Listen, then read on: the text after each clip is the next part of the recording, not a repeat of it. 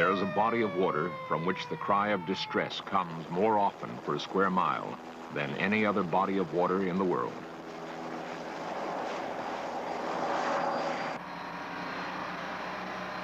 It is not the Devil's Sea off Japan, the tumultuous waters of Cape Horn, nor the deadly calm of the Sargasso Sea. It is an area where the search and rescue capabilities have no equal. Not the Bermuda Triangle, but another triangle. A triangle formed by the Great Lakes, locked in the heart of industrial North America.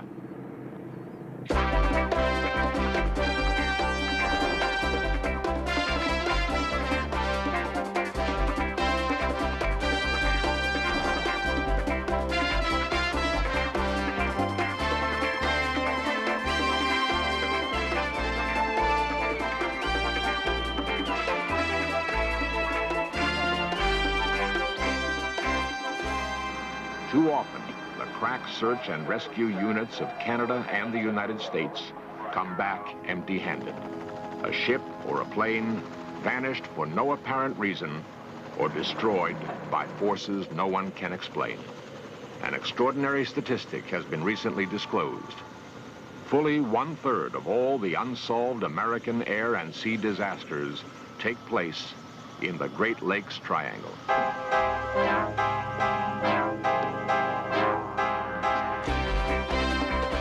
This series presents information based in part on theory and conjecture. The producer's purpose is to suggest some possible explanations, but not necessarily the only ones, to the mysteries we will examine.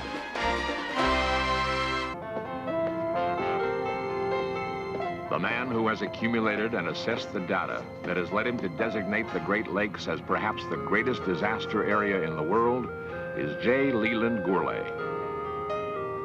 Jay Gourlay is not only an experienced author and journalist, he is also a highly qualified professional flying instructor.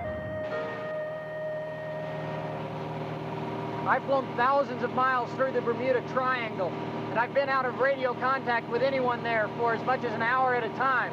It's much easier to understand how someone could disappear in a vast expanse of ocean like that than here, where you can see Canada off our right wingtip and the United States off our left wingtip.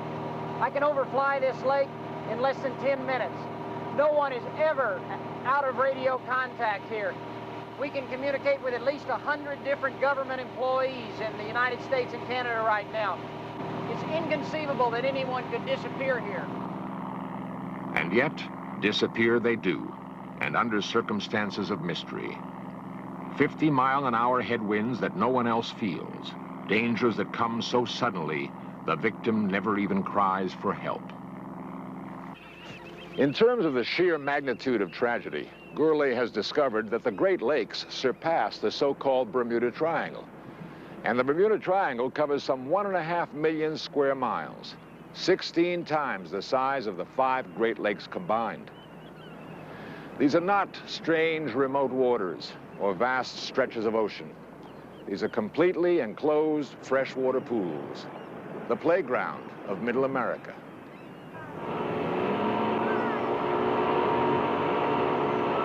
On the shores of the Great Lakes stand the great American cities of Chicago, Detroit, Buffalo, and Cleveland. Piercing the sky over Toronto, on the shores of Lake Ontario, the highest man-made structure in the world. The CN Tower stands as the ultimate pinnacle of highly sophisticated communications technology. Victor 98, Traffic controllers urge pilots flying the lakes to report continuously to ground stations. A 10-second lapse will launch full-scale search and rescue. And yet, the fact remains that there is high incidence of inexplicable disaster. Jay Gourlay assiduously follows up any clue, any lead which may shed light on the mysterious tragedies. He has pursued high government officials in Washington and Ottawa, interviewed the men on the spot, the highly skilled search teams operated by the police and the Coast Guards of 2 nations. He has spent days at the marinas to discuss the weather peculiarities with yachtsmen whose lives depend on their knowledge. What's the worst thing that can happen in a situation like that? He has fed his voluminous documentation gathered over 2 years into the highly sophisticated computer banks at such electronics nerve centers as the University of Toronto, searching for patterns, searching for correlations, searching for explanations. Stop it right there if you would. Oh, okay. That's the accident I was telling you about just off Milwaukee. That aircraft was at en route altitudes. It was talking to air traffic control. It was a clear day, very calm. The aircraft disappeared from radar from an altitude of about 5,000 feet. No trace of that airplane or anyone aboard it has ever been found to this day. And finally, not dry data, but flesh and blood. Eyewitnesses who survived to describe their bewilderment. Such a man is Robert Joy, Jr. of Michigan, a policeman, a pilot, and a professor of criminology. On April 23rd, 1973, Bob watched his father vanish. His father was flying a safe, well-equipped amphibious aircraft. Is there any difference between this airplane and the airplane your father disappeared in? No, it's exactly the same type of airplane. Bob Joy was in another plane a few hundred feet away. They were over shallow Lake Erie. The water was not rough. There was no cry for help. I got a radio message from my dad, and I couldn't understand what he said. The frequency that we were on was 122.8, the Unicom frequency. It's very congested. So I looked back out the right side of the airplane, and I didn't see the lake amphibian at all. It had been there right along through the whole trip. No trace of the lake amphibian was ever found. It disappeared completely.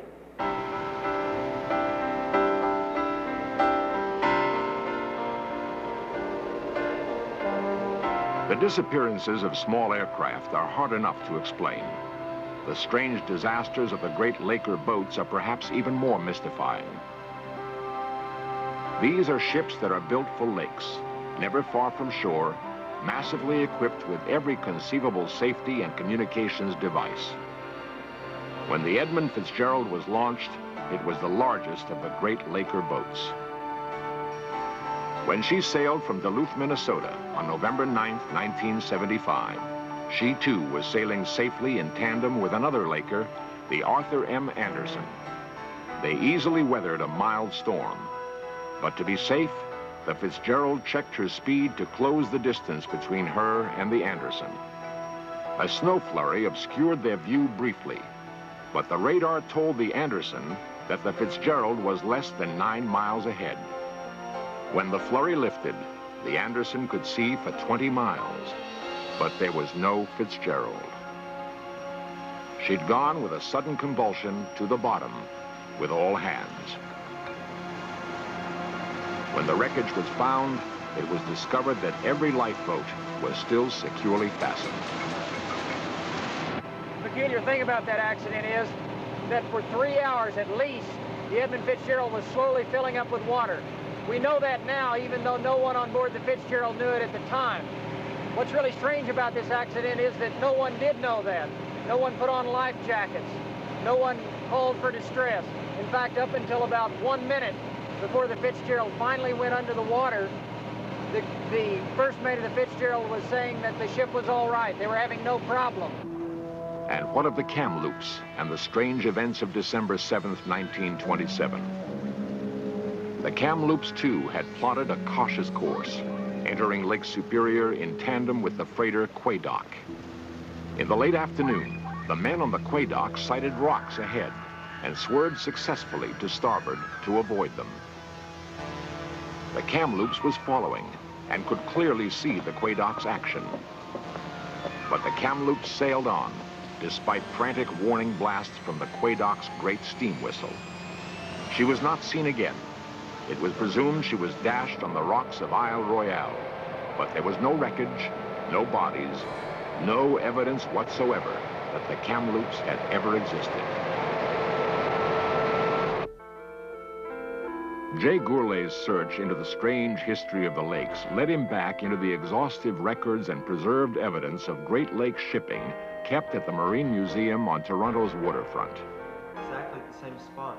Though contemporary events first aroused my interest in this region, research quickly led me into these records of the 18th and 19th century. We know, for example, that the first commercial vessel to sail on the Great Lakes the Griffin, and all aboard her, vanished on her maiden voyage. From relics like these, we know precisely what has caused most shipping accidents. But this is not always true in the Great Lakes. Often, evidence is contradictory. Other times, evidence is totally non-existent. There is, for example, an exquisite ship's figurehead found adrift, but there is no record of any ship ever carrying this figurehead.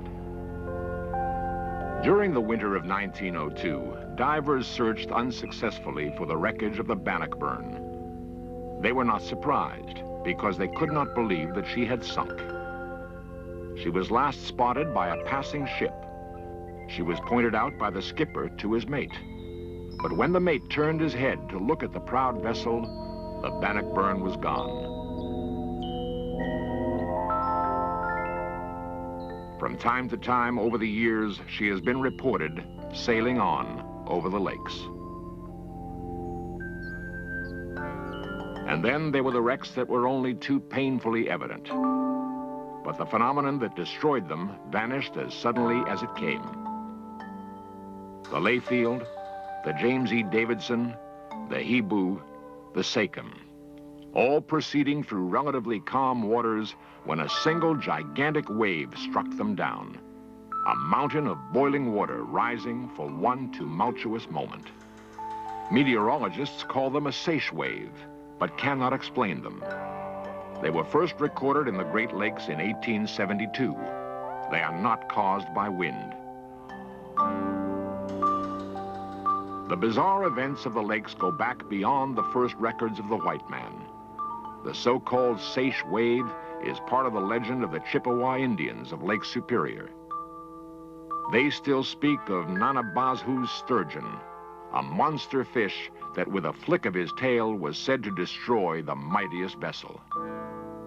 Indian legend is connected to another extraordinary case history. The ship was called the Wabuno, an Algonquin name for black magician. On November 20th, 1879, a doctor's wife claimed she had a vision of the ship's destruction. It was assumed she was hysterical. The wreckage was found in Lake Huron, battered by some tremendous force. But not a single body was ever recovered. But the growing legend of the lakes is not only based on misty tales of superstition. It is also based on cases that are all the more chilling because they are fully documented. United Airlines Flight 389, a Boeing 727 similar to this one, a flight from New York to Chicago, August 16, 1965. The facts are solid. The captain's voice was recorded by a traffic controller. The flight path was tracked on highly sophisticated NORAD equipment. There was no mechanical malfunction. 3 highly qualified pilots were on the flight deck. They could see Chicago in the distance. The aircraft descended perfectly normally to 6,000 feet. It was then instructed to level out according to regular procedure. But the aircraft did not level out. It continued to descend for 3 minutes until it flew right into Lake Michigan. There was no attempt to arrest the descent. It was a clear day just like this. In fact, up until 1 second before the United Airlines Flight 389 hit the water, killing all 30 aboard, the pilot was talking to air traffic control about his altimeter setting. He was looking at his altimeter, he was setting it, he was paying attention to his altimeter. The co-pilot was flying the airplane. He could see the water below him, he could see the city of Chicago in the distance there, about 15 miles away. In light of these facts, the National Transportation Safety Board concluded that no possible explanation can be offered for the action of this crew. No possible explanation. And yet there is another case involving exactly the same elements. An altimeter charting a path to certain death. Right here is where Detroit Departure Control cleared the Sabreliner that was owned by General Motors to begin its approach into Pontiac. Up about 5 miles is where the Sabreliner began its descent. And beyond that, another 2 miles is where the Sabreliner finally crashed into the ground. At no time was there anything wrong with the aircraft itself. It was under full control of the pilot throughout the flight.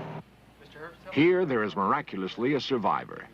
He was the co-pilot that night, a man with vast experience and a spotless record, Howard Herbst.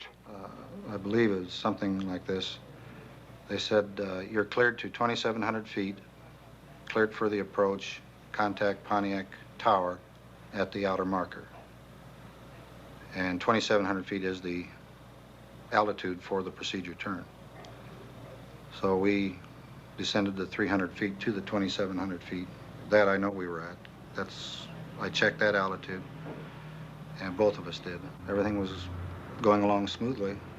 We were doing the checklist, and when I got done with it, I saw the trees at the end of that checklist. Why then did he descend below minimums that night? Why did he fly that Sabreliner down into the ground?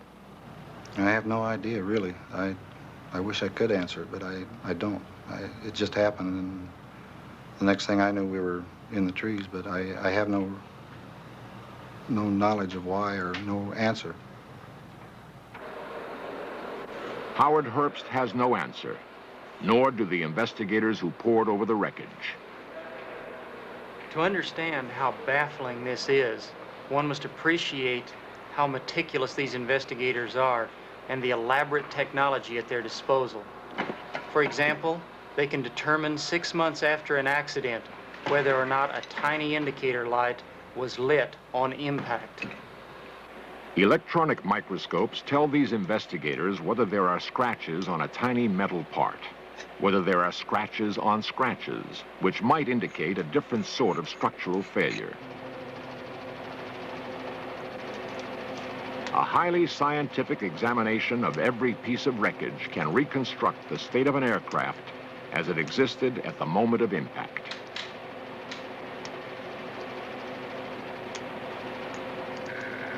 When the investigators finally conclude that the cause of a crash is undetermined, it can be assumed that the mystery is very real indeed.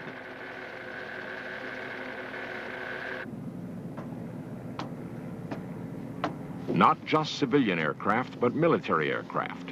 In 1956, the CF-100 was the backbone of the Royal Canadian Air Force. A reliable jet fighter checked out with military precision every time it left the ground. Flown by young men with the razor-sharp reflexes of the fighter pilot.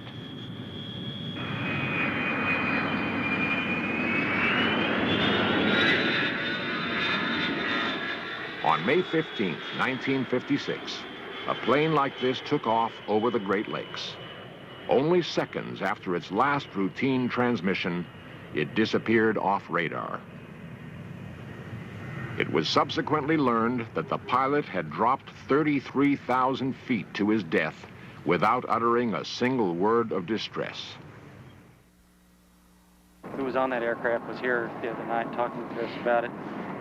In many cases, the circumstances are so mysterious as to give rise to theories that range from conservative scientific evaluations to fanciful speculations on the forces of outer and inner space. There appears to be, for example, a particular area of such heavy devastation as to be beyond the possibilities of coincidence. It is a line that extends, curiously enough, into the Bermuda Triangle. It is called the Agonic Line. No mechanical problems at all. The Agonic Line, or the line of zero magnetic variation, is the line along which magnetic north and true north are precisely the same direction. Now, how this would be related to a transportation accident or how it could cause such a tragedy has never been explained, but the fact remains that a number of such disasters have occurred on or near this line. For example, the disappearance of Northwest Airlines Flight 2501, the disappearance of November 212 Alpha Delta, the implausible last actions of the Edmund Fitzgerald. In searching for explanations, Jay Gourlay meticulously examined 86 air disasters and 45 shipping disappearances. In many cases, the only possible explanations seemed to be outside the range of conventional wisdom. Some could be explained by the vortex theory, the so-called black holes where matter drops in and out of space-time continua. Then there's the fact that the Great Lakes have heavy deposits of iron ore, There are well-founded theories of the magnetic field of the Earth reversing itself, of magnetic earthquakes which could destroy navigational capabilities. In 3 cases, the disappearance of Northwest Airlines Flight 2501 over Milwaukee, the crash of a PA-22 into the shore ice of Lake Michigan, and the sudden destruction of the Edmund Fitzgerald, unidentified flying objects were independently and reliably reported in the disaster area. And so there are many theories: strange atmospheric forces, electromagnetic anomalies, the agonic line, psychic forces, even the presence of UFOs. As for my own opinion, after 2 years of research, none of these theories is adequate. None of them is verifiable. Yet none can be discounted. Jay Gourlay continues to gather evidence, but as his search continues, the clues do not offer a ready explanation. In the heart of the Great Lakes is the mighty force of Niagara Falls, known as the Maid of the Mist. It is perhaps the most spectacular example of nature let loose. When men die here, there is no question as to why. The mystery is in the surrounding waters, where there is no apparent reason for sudden death. Stretching out 1,000 miles from the Maid of the Mist, the Great Lakes Triangle is joining those other areas of mystery that form the tragic folklore of unexplained disaster.